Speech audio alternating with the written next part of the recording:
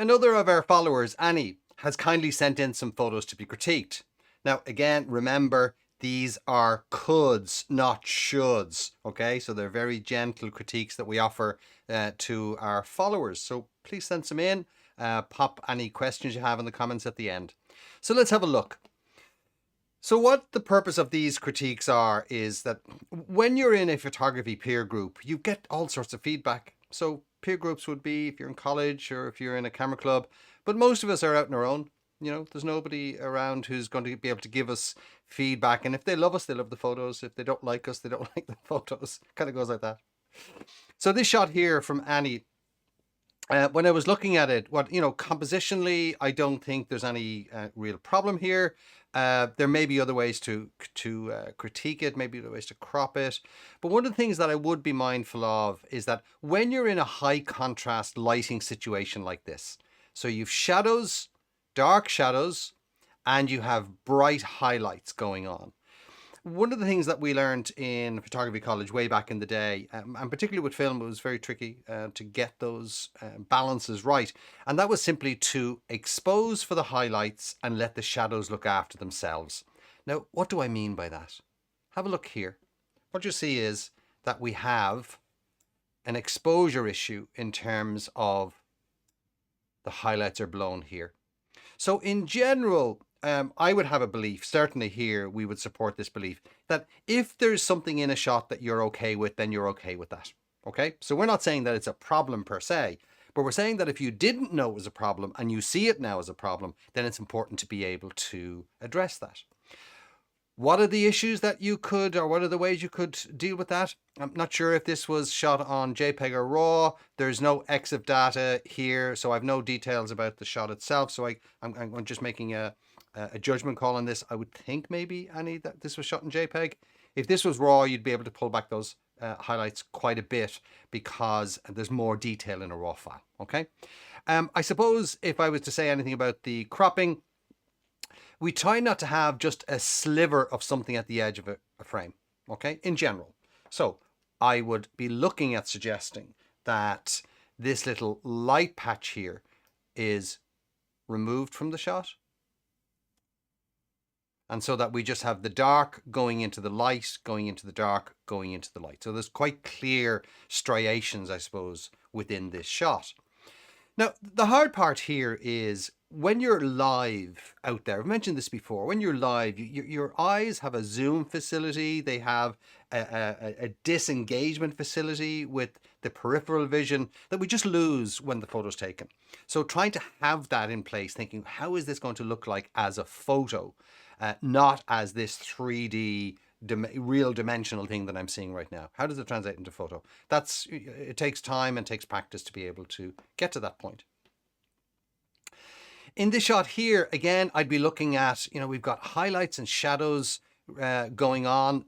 Be looking at what is it we're trying to do. And I would say, again, if we were looking at cropping, if this is the main action here, then we have to have a look at, is this sliver of detail distracting or pulling the eye away?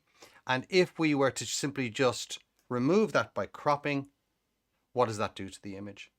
Now I'm just going to go over here to the develop module. I'm in Lightroom here. And what I want to do is I want to be able to have a good look at the shadow areas here. So if I go to the shadows, and this is something that's available in all software, including, in fact, PS Express on the phone.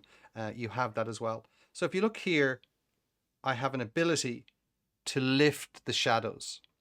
And I have an ability to take the highlights and make them darker. Okay? So as a general rule, what I would be looking at is I'd be looking obviously at the overall exposure, but I'm looking at the highlights. And I'm looking at the shadows. So I want to make sure that I've got exposure in the highlights, because if I blow it, it's very hard to pull it back. RAW files help because they have more going on under the surface. It's like an iceberg. A JPEG is what you see on top, and that's it. Whereas the RAW file has so much going on below. So I'm looking at the highlights. I'm looking at the shadows to make sure that they're there. I can't lift the shadows to where they're not shadows, and I can't bring the highlights to where they're not highlights, because now it's just bleh in the middle. So it's trying to find a balance between that. Now, if we go back and have a look at some other shots that she has here as well, Upright shots are very tricky to work in general terms because our eye wants to go up. Okay, so our eye wants to go up here.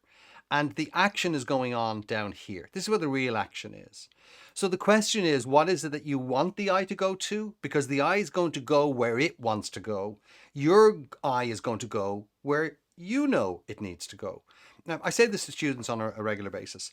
We fall in love with the shot we think we took, whereas everybody else just sees the shot we took. So when we look at that shot that we've taken, we know what's important, we know what we were trying to do, and our eye zones in on that. Whereas everybody else is going, ooh, look at these bright shiny things here. So my suggestion here would be to look at what's happening in the shadows, or in the, yeah, I want to do this, there we go. Or I want to look at what's happening up here. And can I bring the eye down? Now, where you bring the eye down to, that's going to be a little bit of playing around. So again, if the action is down here, do we really want to concentrate just on that? And in this case here, I would use rule of thirds. I'd put the action over into the top left-hand corner, and I'd look at that. So that's a suggestion. And then this last one here, where we've got multiple layers of depth going on, and we've got certain elements that are sharp, and certain elements that are blurred, and certain elements that are very, very blurred.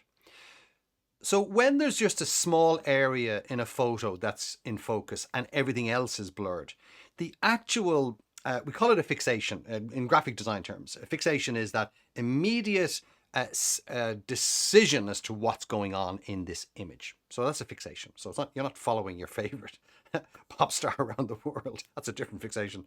And what we're trying to do is where is the eye actually going to go? Where is somebody else's eye going to go? And remember, our eye is going to go where we know we were trying to focus on. Okay.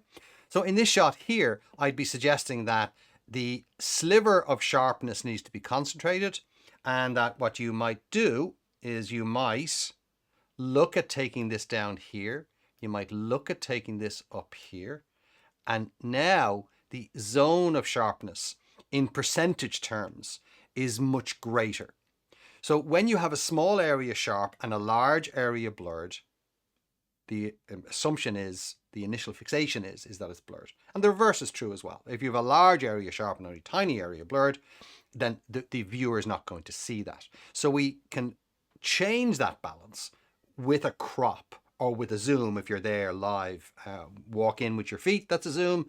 If you have a zoom lens that lets you get in closer, then you would look at doing that as well. So I hope that this has helped. And as always, remember, these are coulds, not shoulds. It's all about learning how you might do something, because every photo can be cropped multiple different ways. So as always, if you have any questions, just pop them in the comments.